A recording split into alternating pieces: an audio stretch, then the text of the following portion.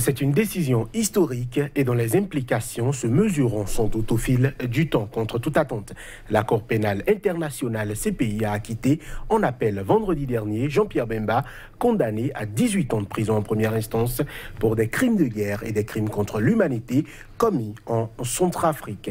À la décision de la Chambre d'appel de renverser la peine d'emprisonnement la plus lourde jamais imposée par cette juridiction a suscité de vives émotions, aussi bien dans la salle d'audience où la stupeur pouvait se lire qu'à Kinshasa où des centaines de soutiens de l'ancien vice-président gardaient espoir de le voir relaxé. Pour les juges, les sérieuses erreurs commises par la Chambre de première instance font entièrement disparaître sa responsabilité pénale. Les juges ont estimé que l'ancien chef de guerre, qui n'était pas lui-même présent en Centrafrique lors des faits, n'aurait pas pu contrôler les agissements de sa milice, le mouvement de libération du Congo, à distance.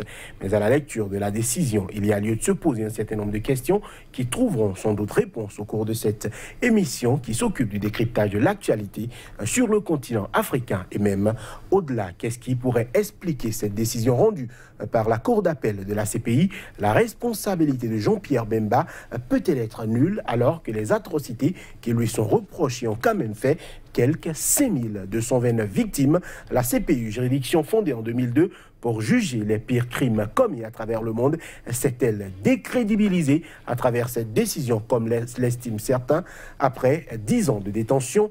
Quelles sont les options qui se présentent à l'ancien vice-président en vue de la présidentielle? L'homme peut-il candidater lors des scrutins du 23 décembre? Et si oui, qu'est-ce que cela pourrait valoir dans le schéma politique actuel?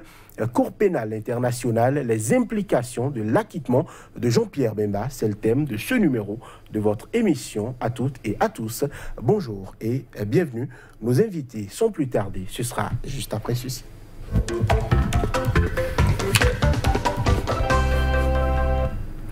Et sur ce plateau, pour en parler, Dandy Yamou, bonjour. Bonjour. Vous êtes agrégée des facultés de droit, directrice du Centre de droit international et d'intégration africaine. Merci d'être sur Angle de Vue. Face à vous, Kodjovia Metonou, bonjour. Oui, bonjour Valesto Ano. Bonjour également à notre professeur que nous avons donc sur ce plateau, qui va partager donc avec nous ses réflexions sur la question. C'est vrai, en même temps, je suis journaliste, mais également invité pour participer donc à cette émission. Merci à vous pour cet honneur. Voilà, je rappelle que vous êtes donc journaliste à la rédaction de SICA. Avec vous, donc, sur ce plateau, nous allons parler de cette actualité. C'est quand même une décision surprenante, n'est-ce pas, Dandy? C'est quand même surprenant. Alors, je ne sais pas s'il faut dire que c'est surprenant, car en réalité, dans un ordre de juridiction, ici la juridiction internationale, si on a prévu une chambre préliminaire, une chambre de première instance et une chambre d'appel, c'est parce qu'on s'est dit que potentiellement, il pourrait arriver qu'il y ait quelques erreurs et qu'il faut qu'à un moment, il y ait une juridiction en capacité de corriger les erreurs qui peuvent être faites. C'est surprenant ici du point de vue de la qualité de la décision qui avait été rendue par rapport à Jean-Pierre Bemba. C'est la première fois que la Cour pénale internationale mettait en jeu la responsabilité d'un supérieur hiérarchique en se fondant donc sur l'article 28 du statut de la Cour pénale internationale, statut qui a été adopté en 1998 et, comme vous l'avez dit, est entré en vigueur en 2002. Donc, sur le plan de la surprise, pour moi, elle reste une surprise relative au regard de la juridiction qui a été mise en place. Et d'ailleurs, ce n'est pas la première fois qu'il y a une décision de la Cour pénale internationale, enfin de la Chambre de première instance, et que la Chambre d'appel vient remettre en cause. Rappelez-vous l'affaire Ngudjolo, où la Cour pénale internationale elle-même, la Chambre de première instance, a condamné M. Mathieu Ngudjolo pour justement crime de guerre, crime contre l'humanité, et la Chambre d'appel est venue dire non, ce monsieur, il faut l'acquitter. Les conditions dans lesquelles le jugement a été fait ne sont pas aussi satisfaisant pour que nous en arrivions à dire que ce monsieur, au regard de toutes les règles, il n'y a aucune incertitude sur sa culpabilité. Voilà. Konyoubia Metonou, est-ce que cela ne pose quand même pas un problème par rapport, pourquoi pas, à la crédibilité ou à l'arsenal de Fatou Bensouda, procureur de cette Cour pénale internationale? En fait, vous savez, je l'ai dit tantôt que je ne suis pas homme de droit, mais je porterai beaucoup plus le regard de la société civile, parce que la presse en fait partie également. Et en la matière, je ne pense pas que pour des crimes commis, vous avez dans votre introduction évoqué 5000 personnes au moins qui soient victimes des atrocités liées donc à la personne de Jean-Pierre Bemba dans une république qui n'est pas la sienne d'ailleurs. Voilà. Alors en la matière, je ne crois pas que le droit soit dit pour ces familles, ces nombreuses victimes. Et là-dessus, la crédibilité, oui, ça pose problème. Pour quelqu'un qui soit détenu 10 ans après pour des crimes commis, il n'y a ni responsabilité, ni coupable. On dit simplement comme ça, oui, monsieur, vous pouvez donc rentrer chez vous parce que rien ne pèse contre vous. C'est une insulte à ces victimes.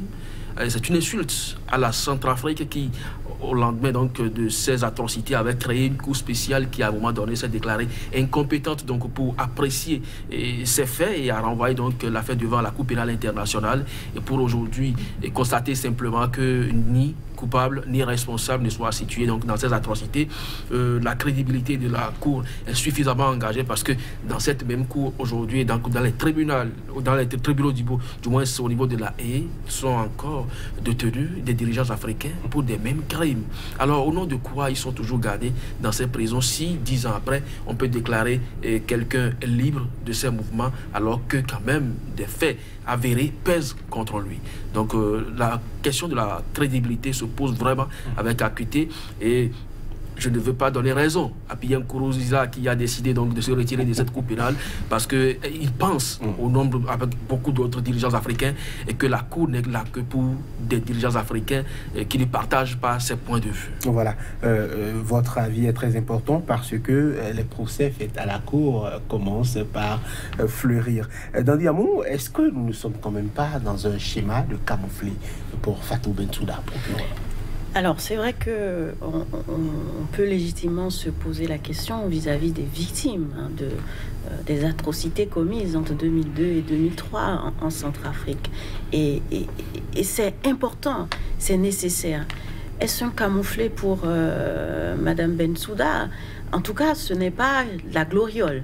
On peut constater qu'en effet, le bureau du procureur a mené ces poursuites, que la chambre préliminaire a été d'accord pour les charges qui ont été retenues, que la chambre de première instance a condamné et que la chambre d'appel aujourd'hui apporte des éléments, non pas pour dire que M. Bemba n'a rien fait, mais pour resituer les conditions dans lesquelles justement le procès s'est déroulé.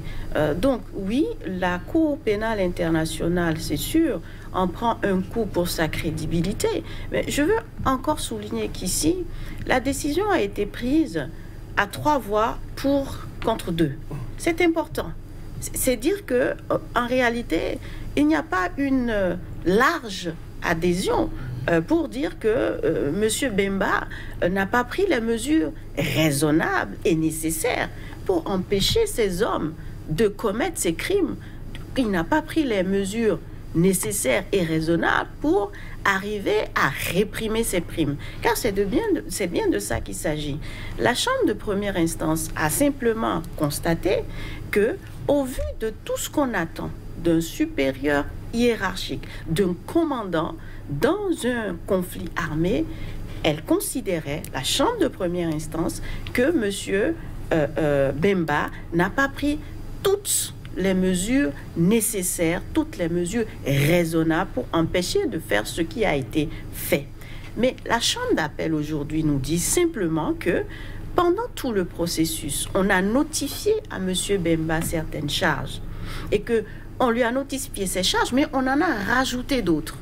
Ce qui fait que d'avoir rajouté certaines charges donnait l'impression que M. Bemba, tout seul, a commis des crimes à travers des milliers de soldats sur 600 000 km².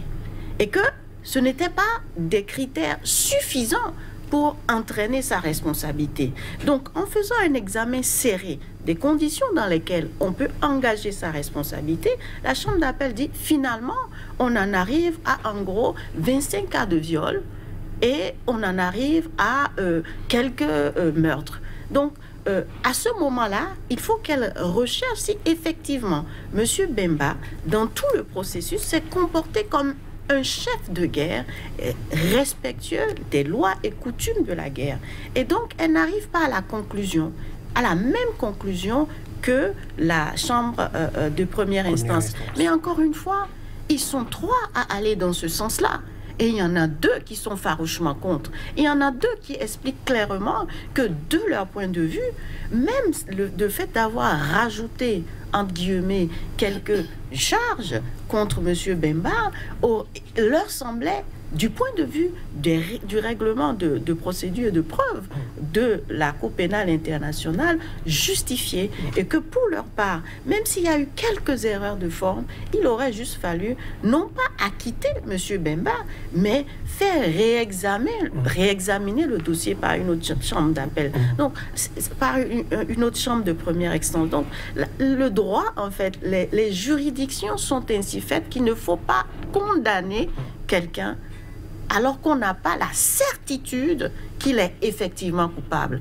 Et la Chambre d'appel le dit clairement. Ce n'est pas parce qu'elle a décidé qu'il fallait acquitter M. Bemba qu'il faut tirer la conclusion que M. Bemba est innocent de tous, de tout ce qui a été fait, de tout ce qui lui a été reproché. Voilà, Kodjoviah Metonu, là, cela pose un autre problème qui est, par exemple, la stratégie du procureur Fatou Bensouda d'accuser uniquement la personne de Jean-Pierre Bemba parce qu'il y avait des généraux aujourd'hui intouchables au sein de l'armée congolaise qui dirigeaient le MLC à l'époque et qui commettaient des crimes en Centrafrique voisine, ces personnes-là, pour avoir choisi ou accepté je dirais, pour avoir accepté de collaborer avec les bureaux du procureur, se sont retrouvés aujourd'hui tranquilles, pépères, continuent d'être rémunérés aux frais du contribuable congolais, généraux intouchables dans l'armée aujourd'hui, alors que c'était eux qui étaient sur le front.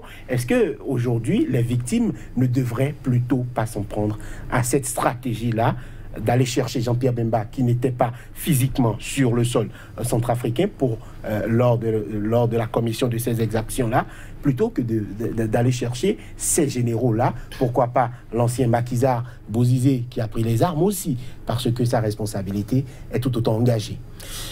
Oui, vous savez, il y a des expressions que vous avez utilisées dans vos propos qui montrent clairement une certaine manipulation de la Cour pénale internationale par nos dirigeants. Alors vous parlez de généraux intouchables. Mais lorsque vous êtes quand même accusé d'un crime, fut-il sur votre territoire ou ailleurs, et que le droit international devait connaître de votre cas, vous ne serez normalement pas intouchable. Mais c'est le cas par exemple du général Moustapha Moussaka. Tout à fait. C'est de lui vous parlez. Il est encore général dans l'armée congolaise. Tout à fait. Et il était sur le front. Je partage entièrement le point de vue de notre professeur, mais je constate simplement que pour quelqu'un qui soit responsable d'une milice, qui ait commis un crime, il ne peut pas être exempt de tout reproche. Et là-dessus, je suis d'accord avec la conclusion qui fait croire que oui, aujourd'hui l'acquittement ne veut pas dire qu'il est innocent. Sinon que moi, je le prends entièrement responsable de tout ce qui s'est passé en République centrafricaine courant 2002 ou 2002, 2001, 2003. Alors, ces hommes ont commis des atrocités et lorsque vous parlez de la procureure, nous sommes dans le cas d'espèce du viol qui est considéré comme une arme de guerre. Et là-dessus, je crois que le procureur ou la procureure Fatou Bensouda devait travailler en conséquence pour que au moins ce chef d'accusation puisse peser, ne serait-ce que contre la personne de Jean-Pierre Bemba, pour qu'il puisse en répondre. Maintenant, si on estime que déjà 10 ans de passer derrière les barreaux, ça suffit pour qu'il soit acquitté, d'accord, qu'on nous l'explique clairement. Mais si, au vu donc des arguments aujourd'hui brandis et soutenus par les uns et les autres, on estime que les chefs d'accusation qui pèsent sur le territoire ne sont pas spécifiquement liés à la personne de Jean-Pierre Bemba, je reste sur ma soif. Maintenant, vous estimez, vous savez, la Centrafrique aujourd'hui est un pays en guerre, suffisamment déchiré. Alors vous pensez qu'elle dispose des moyens nécessaires pour aller saisir la personnalité d'un général d'armée en République congolaise? Ah non. La question mérite d'être posée, effectivement. C'est une insulte. C'est une insulte voilà. à l'Afrique. Dandiamou, est-ce qu'aujourd'hui, il existe d'autres voies de recours pour les victimes de ce procès? Contre M. Bemba et pour les mêmes affaires, non. C'est terminé. C'est terminé. Contre M. Bemba et pour les mêmes affaires, non. Mais les victimes, comme le fait souvent la Cour pénale internationale, continueront à toucher d'autres personnes. Et les victimes auront droit à des indemnisations, puisque c'est ça aussi l'objectif de la Cour pénale internationale. Oui, juger les personnes responsables, mais pour que les victimes soient dans une situation de comprendre qu'elles sont non seulement victimes, mais que la communauté dans son ensemble est regardante sur ce qui leur a été fait et que la communauté dans son ensemble apporte un soulagement moral, financier à ce qui leur a été, ce qui a été commis contre eux. Ici, malheureusement, on est sur la responsabilité de Jean-Pierre Bemba, pas pour des actes qu'il a commis directement. C'est ça la nuance. Et c'est pour ça que, d'ailleurs, quand il a été condamné en 2016, tout ce qui travaillait dans le domaine des droits de l'homme, des droits humanitaires, était content. Parce que pour la première fois, on saisissait quelqu'un, on le condamnait en tant que chef. Ce n'est pas lui directement qui est allé sur le terrain des hostilités. Mais que dit le statut de la CPI? Est-ce que le commandant responsable avait le contrôle effectif sur sur ses troupes? Est-ce qu'il a pris des mesures nécessaires et raisonnables? La Chambre d'appel constate simplement que même dans sa position, il n'était pas sur place, mais qu'il y avait au niveau de la République centrafricaine des autorités étrangères qui avaient aussi le contrôle, des membres du MLC qui avaient aussi le contrôle sur place. Ensuite, elle constate, la Chambre d'appel, que M. Bemba a attiré plus d'une fois l'attention des autorités centrafricaines et des membres de ses troupes sur le respect du droit international humanitaire. Attirer les troupes sur ce qu'il fallait faire en réalité pour réprimer les actes qui se passaient. Donc, elle dit à partir de ce moment-là, dans la décision qui a été prise par la Chambre de première instance, il fallait tenir compte de ces éléments-là. On ne pouvait pas ignorer ces éléments apportés par la personne accusée pour dire de go qu'elle était responsable en tant que supérieur hiérarchique, encore une fois. Alors, ce qui n'a pas arrangé la situation de Jean-Pierre Bemba et qui a pu induire la Chambre de première instance en erreur, c'est qu'il a passé, quand même, il a fait de la subornation de témoins. Il a menti pendant tout le procès. Donc, tous ces éléments-là ne permettent pas, en fait, à une juridiction, à une chambre qui se veut impartiale, avec tous ces éléments-là, de ne pas l'accuser. Mais encore une fois, il vaut mieux relaxer quelqu'un dont on n'a pas la certitude qu'il n'a pas pris toutes les mesures, qu'il n'est pas effectivement coupable, hein, parce que un innocent condamné à tort, ce n'est jamais une bonne chose. Encore une fois, pas pour dire que M. Bemba est innocent, mais le chef sous lequel il a été condamné, c'est en tant que supérieur hiérarchique, pas en tant que responsable d'avoir commis lui-même directement. Et donc, c'est à l'aune de ces éléments, à l'aune de ces faisceaux d'indices, a-t-il eu le contrôle effectif? A-t-il pris les mesures nécessaires, les mesures raisonnables pour pouvoir éviter tout ce qui s'est passé? Oui, on peut lui reprocher de ne pas avoir pris les mesures nécessaires pour une vague de crimes, mais puisqu'on a réduit les crimes à certains crimes spécifiques, là, c'était plus difficile de dire effectivement lui-même il a pu participer à ces quelques crimes. Voilà. Quand je viens maintenant, là, est-ce que ce n'est pas aussi parce que le procès, il faut avouer que ça traîne en longueur on l'a condamné, on le sait, en première instance à 18 ans de prison. L'homme a déjà purgé 10 ans dans les geôles de la Cour pénale internationale. Est-ce que ce n'est pas quelque part pour corriger cela aussi qu'on a prononcé cette relaxe-là? Alors si la justice est devenue sentimentale, je crois que tout le monde peut aller désormais en prison et espérer sortir à la moitié de la peine. Vous savez, je vois beaucoup plus des arguments subjectifs qui ont concouru donc à la libération, ou sinon à l'acquittement pour le moment de Jean-Pierre Bemba. Alors si on estime que, bon, à un moment donné, il aurait quand même attiré l'attention des autorités congolaises sur les crimes qui se commettaient et qu'il faisait preuve quand même d'une certaine maîtrise, vous savez, quand vous parlez de la hiérarchie, c'est quand même un ordre plus ou moins vertical. Donc c'est ce qu'il dit en tant que chef de milice en ce moment-là, qui s'exécutait sur le terrain.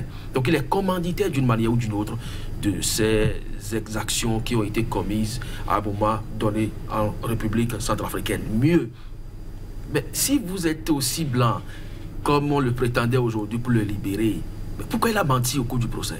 Voilà, parce qu'il a été condamné, on le rappelle aussi, pour subornation de témoin. Voilà, mais s'il était blanc, s'il était vraiment exemple de tout reproche durant ce qui s'est passé en Centrafrique, il n'a pas besoin de mentir. Il n'a qu'à clamer la vérité du début jusqu'à la fin du procès pour qu'aujourd'hui, tout le monde dise qu'effectivement la Cour s'est trompée sur toute la ligne parce que du début jusqu'à la fin, M. Bemba n'a fait que dire la vérité. Maintenant, s'il est condamné pour subornation de témoins, ça veut dire qu'effectivement, il y a quelque chose qu'on est en train de cacher à la communauté internationale, qu'on est en train de cacher aux défenseurs des droits de l'homme, qu'on est en train de cacher aux victimes de la République centrafricaine. Et je le dénonce, moi, en tant que membre, acteur de la société civile, pour dire que dans ce procès, il y a des non-dits.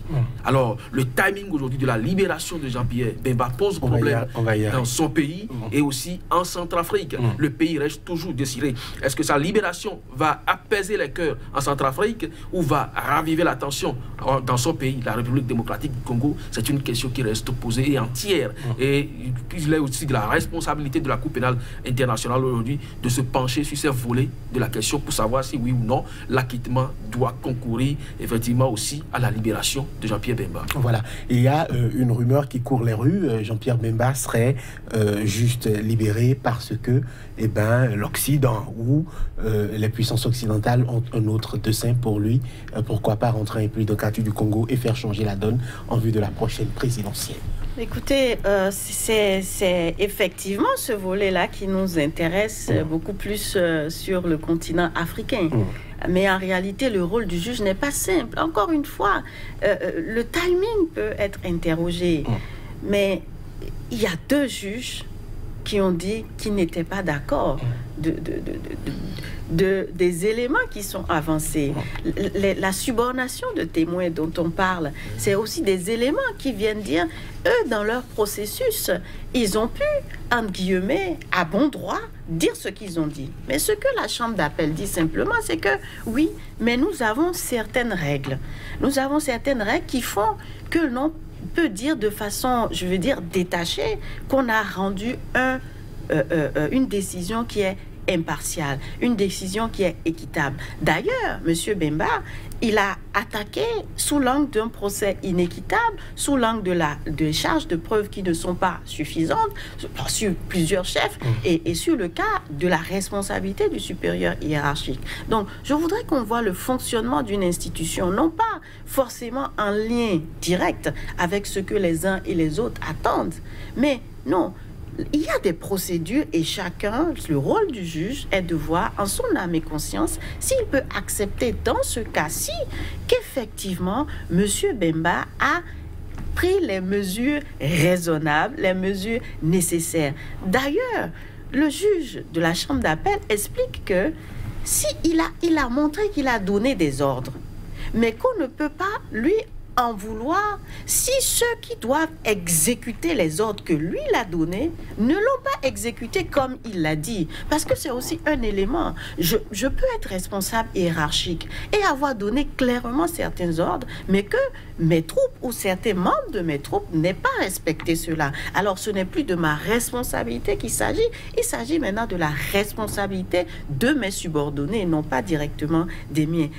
Les procédures en matière de justice ne sont pas pas toujours facilement identifiable, mais c'est clair que la sortie de Jean-Pierre Bemba, ou la probable sortie, ne doit pas laisser le président Kabila indifférent. Nous avons fait une liaison entre son arrestation en 2006-2007, parce que justement, il a participé aux élections en 2006 et qu'il a perdu face à Kabila et qu'il a refusé.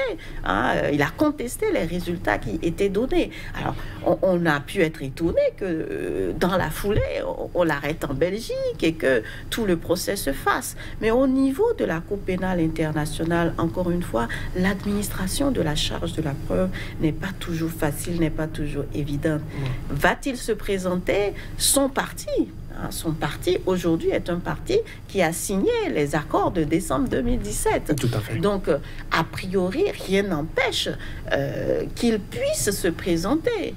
Et d'ailleurs, je crois que les autorités de la République démocratique du Congo ont dit qu'ils allaient l'accueillir à bras ouverts. Entre l'accueillir à bras ouverts et l'autoriser à participer aux élections présidentielles du 23 décembre prochain, je crois qu'il y a une marge. Voilà.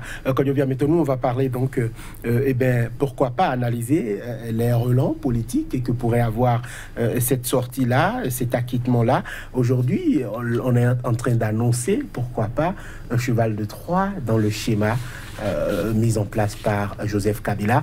On rappelle que le président est accusé par presque tout le monde de ne pas vouloir quitter le pouvoir pour les prochaines élections. Il y a même une autre stratégie qui fleurit, c'est-à-dire qu'il sera candidat à ces élections-là, même si, pour l'instant, la Constitution, toujours en vigueur en République démocratique du Congo, ne le lui permet pas. Oui, mais depuis décembre 2016, il doit quitter le pouvoir. Ça fait déjà 2 ans de prolongation. Donc, je crois qu'il a déjà fait la moitié du chemin. Et juste ce qui reste aujourd'hui, pour que ça soit vraiment la moitié, 2 ans et demi, va être donc obtenu d'ici peu. Je crois que la République démocratique du Congo est en train de jouer vraiment son avenir politique qui t'a obtenu. Vous savez, le pays, que ce soit la région de Goma, le Nord Kivu, c'est des foyers de tension permanente avec des morts qui sont enregistrés chaque jour. Aujourd'hui, même on crée à la famine. Et les partenaires se sont tout dernièrement mobilisés d'ailleurs pour apporter donc de l'aide au pays, même si à un moment donné, les autorités congolaises se sont empêchées de se déplacer à Genève pour participer donc, à cette mobilisation de fonds. Alors, c'est dire simplement que la libération de Jean-Pierre Bemba, ça change vraiment la donne. Vous avez vu le mouvement qui soutient Moïse Katumbi a salué donc cette libération et a mis en garde les autorités congolaises contre toute manipulation de la justice aussi bien nationale qu'internationale. Alors je crois que c'est aujourd'hui un schéma à envisager. Est-ce que l'opposition va se fondre autour de l'homme pour le porter devant un éventuel candidat soutenu par la majorité, ou carrément la majorité va le récupérer pour en faire véritablement son candidat face donc à l'opposition, parce que vous l'avez rappelé dans un premier temps, le timing de la libération de Jean-Pierre Bemba pose effectivement problème. Les autorités congolaises ont dit nous allons l'accueillir à bras ouverts. Le ministre de la Justice même est monté au créneau pour dire qu'il n'y a aucun problème. C'est un problème centrafricain et non congolais. Par conséquent, il peut rentrer au pays quand il le désire. Donc, c'est dire que des deux côtés, l'homme est adulé. Maintenant, qui va le récupérer en premier et en faire quoi? C'est là la grosse interrogation. Maintenant, si la communauté internationale approuve ce qui se passe au niveau de la Cour pénale internationale, ça veut dire que forcément il y a quand même un jeu qui se joue et seuls les initiés savent véritablement la finalité. Et voilà, Tadia, vous ne sera pas forcément d'accord avec vous. Non, je pense que objectivement, dans ce schéma-là, est-ce que c'est une bonne chose même pour l'Afrique que quelqu'un dont on sait qu'il a commandité, qu'il a organisé, qu'il a travaillé à déstabiliser un pouvoir qui est celui ou à soutenir, peu importe, selon le camp où l'on est, il y a des victimes qui sont là. Doit-on tirer gloriole de la possible candidature de Jean-Pierre Bemba, alors qu'on sait qu'en 2011, déjà, il voulait se présenter, même dans ces géoles, il voulait se présenter. Nous nous interrogeons légitimement. Moi, je suis offusquée que les victimes, on a tendance à oublier les victimes, bon, mais Fatoumata Bensouda a quand même rappelé que cela n'enlève rien, que ces actes ont effectivement été commis. On ne peut pas dire que c'est parce que M. Bemba a été relaxé que du coup on efface d'un coup de gomme magique les actes qui ont été perpétrés. Mais il me semble qu'il y a une forme d'indécence, de mon point de vue, d'accepter que quelqu'un qui moralement, ou à tout le moins moralement, même si aujourd'hui nous n'avons pas la preuve intangible sur le plan juridique, à tout le moins moralement, il doit se sentir concerné par toutes ces atrocités. Doit-on se réjouir que celui-là soit soutenu pour être demain président d'un de nos États? Pour moi, non, je ne suis pas forcément dans la réjouissance de ce point de vue. Oui, bah, je ne crois pas que la question se pose en termes de réjouissance. La plupart de nos chefs d'État, vous les observez un peu bien, à part quelques exceptions près, c'est des chefs de guerre. Ils ont tous fait les maquis. Avant de renverser. Ils ont tué des milliers, des centaines de citoyens avant de devenir président. Donc Jean-Pierre Bemba ne fera pas exception à la règle, seulement que dans son cas, il a été un détenu, il a fait la prison, et il sort et il devient champion. Maintenant, il n'est pas Mandela, parce que Mandela, lui, il avait fait la prison, mais pour une bonne cause. Mais ici, il s'agit effectivement des vies. Effectivement, moi, en tant que société civile, comme je l'ai toujours dit, ici, je condamne le fait que des vies soient sacrifiées et qu'au vu de cela, on ne puisse pas empêcher quelqu'un de quitter la prison dans ces conditions qu'on est en train d'observer aujourd'hui. Maintenant, si l'homme est blanchi par la Cour pénale internationale et qui ne peut pas être poursuivi ni par la justice congolaise, puisque tout ce qu'on lui reproche ne s'est pas passé sur son territoire, oui. Donc il est quand même de bon droit qu'il aille aux élections si la Constitution le lui permet. Et maintenant, quitte à avoir le caractère insipide des choses, ça c'est propre aux Africains. Et comme je l'ai dit, la plupart de nos chefs d'État, interrogez un peu l'histoire, ils sont tous des chefs de guerre et ça va rester ainsi. Voilà. Dadi Yamou, je reste avec vous. Aujourd'hui, il y a, Kodjovi Ameton nous l'a rappelé, un candidat ou un probable candidat déclaré à cette élection-là qui se réjouit de ce que Jean-Pierre Bemba puisse entrer, c'est Moïse Katumbi Tchapoué. On sait que l'homme est aussi englué dans plusieurs affaires.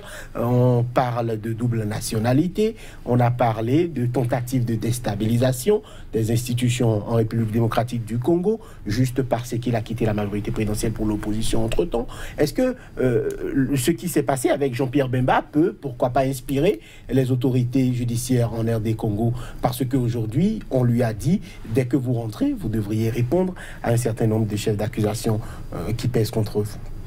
Oui, si M. Katumbi rentre en RDC, c'est sûr que les chefs d'accusation vont le rattraper. Je dirais là, il y a très peu de chances qu'on le laisse faire. Mais pour ce qui concerne M. Bemba, c'est vrai que pour le moment, on ne nous dit pas qu'il a commis des actes en République démocratique du Congo. Donc les autorités n'ont techniquement rien contre lui. En tout cas, pour le moment, ils ne nous disent pas qu'ils ont quelque chose contre lui.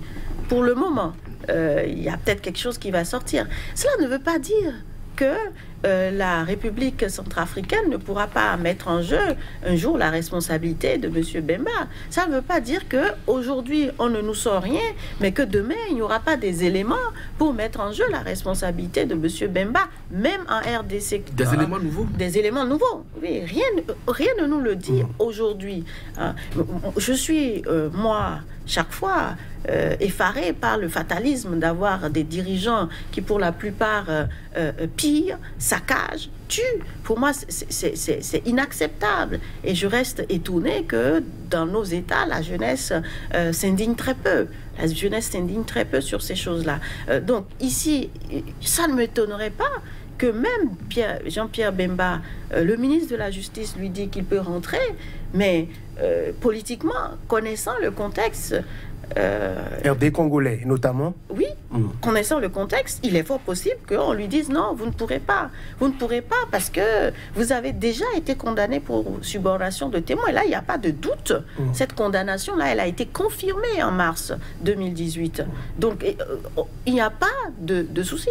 On peut chercher dans l'arsenal et dire, mais oui, vis-à-vis de ça, vous ne pouvez pas être président de la République. Et les activités qui ont eu en RCA ont eu aussi des conséquences en République démocratique du Congo. Donc, on peut aussi suivre cette piste-là pour mettre en jeu la responsabilité de Jean-Pierre Bemba. Aujourd'hui, ce qu'on dit, c'est que simplement au niveau de la Cour pénale internationale, pour les faits qui ont été avancés, on n'a pas des éléments permettant de dire que M. Jean-Pierre Bemba a été responsable effectivement des actes de ses subordonnés, des actes de ses troupes. C'est seulement là qu'on en est. Voilà. Félix Tshisekedi, président de l'UDPS, s'est réjoui de ce verdict Kodjo-Viamentonou. Il dénonce une CPI qui manque d'impartialité. Prendre 10 ans de sa vie, que pour ça, c'est quand même cher payé. Oui, on l'avait dit, si la justice elle est sentimentale, ou on peut libérer sur un saut d'humeur un matin pour dire, bon, tout ce qui vous a été reproché jusque-là, on l'a requalifié, on pense que vous n'êtes pas coupable, je ne crois pas que ce soit quand même salué. Donc, je crois que je m'inscris donc dans la vision du fils de Étienne Tshisekedi qui pense que c'est une peine perdue, perte de temps également pour 10 années alors que véritablement la Cour ne vous reproche à la fin rien. Mais je dis que l'avenir de la République congolaise se joue à partir donc de cet instant. Jean-Pierre Bemba n'est pas Moïse Katumbi. Moïse Katumbi a été gouverneur, mais celui-ci, au-delà donc de son rang, c'est quand même un chef de milice. Et vous savez que ce territoire aujourd'hui est en proie à des violences pratiquement saucissonnées. Il y a des zones où il y a la famine, il y a des zones où il y a la guerre, et il y a des zones d'une certaine relative sécurité. Alors qu'on n'en rajoute pas donc aux peines des Congolais, vous voyez, la puissante Église catholique avec son épiscopat qui s'est mêlé donc à la danse et qui a toujours demandé que le président affiche clairement sa volonté de ne pas se représenter. L'Église catholique ne veut pas prendre le pouvoir en République démocratique du Congo. C'est juste qu'elle préserve et entretient la paix. Et là-dessus, je crois que les autorités congolaises doivent travailler davantage à accompagner la Cour pénale si entre-temps elle arrivait à acquitter et à libérer définitivement Jean-Pierre Bemba.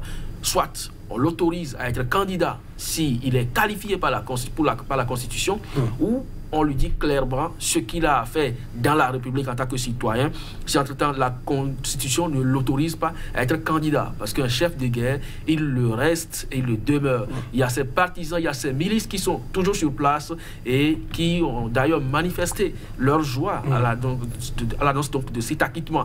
Donc cela voudra simplement dire que l'empêcher d'une manière ou d'une autre, aujourd'hui, politiquement ou au plan juridique, d'être candidat, va forcément envenimer la situation dans ce pays. Et là, personne n'a intérêt à ce que ça arrive. Voilà. Aujourd'hui, on parle d'unicité d'action au sein de l'opposition congolaise. On parle de l'UNC de Vital Kamerhe qui dit, eh bien, puisque à l'époque, Vital Kamerhe a eu quelques avancées spectaculaires après le départ de Jean-Pierre Bemba, l'homme dit, il ne faut pas chercher des cadavres dans les placards, nous devons travailler. C'est maintenant que la vraie stratégie politique commence pour l'opposition. C'est une bouffée d'oxygène pour cette opposition congolaise-là. Est-ce que cela peut clairement changer la donne quand on sait que lors du scrutin, le dernier scrutin auquel Jean-Pierre Bemba a participé, c'était plus ou moins 48% de suffrages pour lui, si je ne m'abuse. C'est sûr que l'acquittement de Jean-Pierre Bemba n'était pas attendu. Et donc, du coup, cet acquittement donne une bouffée d'oxygène à l'opposition. N'oubliez pas, Jean-Pierre Bemba est un richissime héritier. Tout à fait. C'est un richissime héritier. Et s'il est acquitté, puisqu'il est acquitté, il a potentiellement les mains libres pour engranger ce qu'il faut et aller de front dans la bataille des élections. Donc c'est normal que l'opposition qui aujourd'hui était un peu dans la difficulté trouve dans Jean-Pierre Bemba un héros. Mais jusqu'à quand? Pour moi, ce n'est pas un héros. Mais pour eux, c'était pas du tout attendu. En ce sens-là, la décision est surprenante. Sur le plan juridique, elle l'est moins en ce qui me concerne, mais sur le plan politique, elle est assez surprenante et elle permet justement à l'opposition en République démocratique du Congo d'ouvrir des espaces de liberté, d'ouvrir des espaces de stratégie. Et c'est là que les stratégies vont pouvoir se faire. Et oui, je comprends que Vital Kamerhe dise que c'est le moment que Moïse Katumbi entre dans la danse, que Tshisekedi, Félix aussi entre dans la danse. Parce que avec quelqu'un qui a déjà été dans l'appareil politique de la République démocratique du Congo, puisqu'il était assistant de Mobutu Sese Seko, il ne faut pas l'oublier. Hein, donc, vraiment présent. Et il a été au plus proche du gouvernement congolais. C'est d'ailleurs ce qui lui a permis d'être candidat. Et en fait, il a un soutien de taille, en principe, l'Ouganda.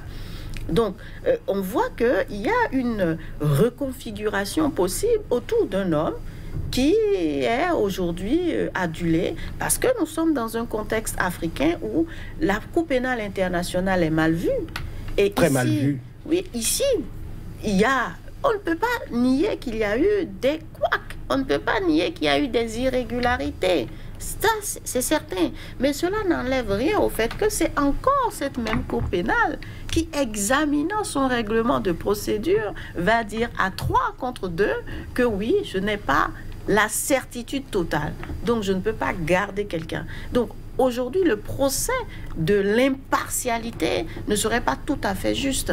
Parce que si c'était vraiment une impartialité, enfin, s'il y avait partialité, la chambre d'appel, toujours, c'est la Cour pénale. La chambre d'appel, ce n'est pas autre chose que la Cour pénale internationale. Et puis enfin, sur cette décision surprenante qui alimente justement l'opposition congolaise. Il ne faut pas oublier que le statut de la Cour pénale internationale offre la possibilité d'indemniser ceux qui sont victimes d'erreurs judiciaires, ceux qui ont été arrêtés illégalement. C'est l'article 85 du statut de la CPI.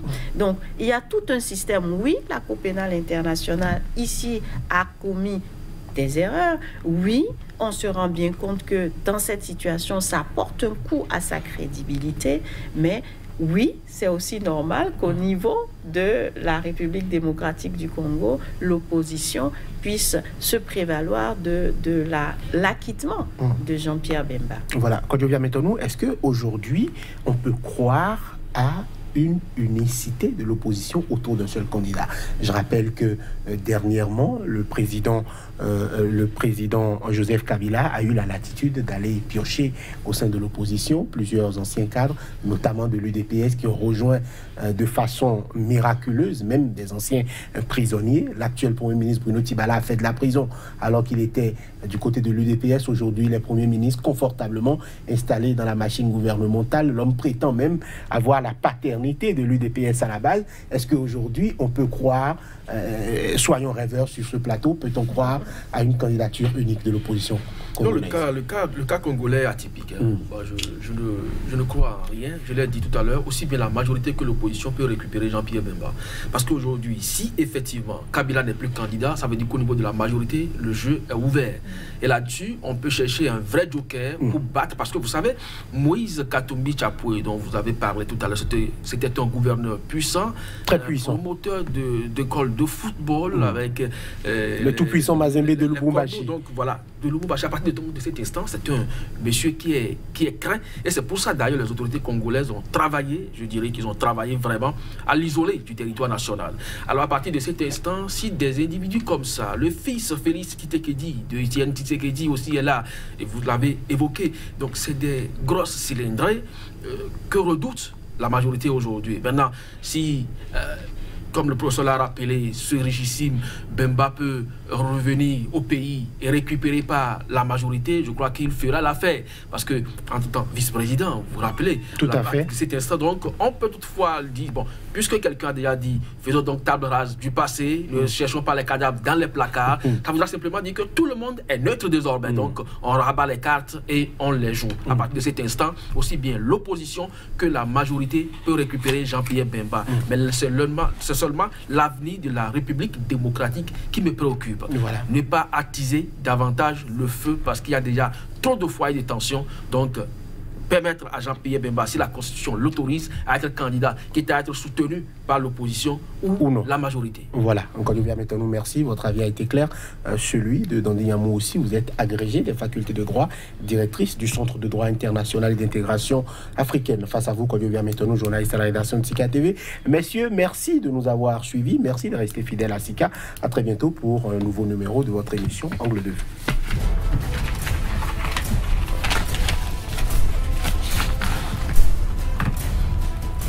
Messieurs, tout comme si c'est seulement les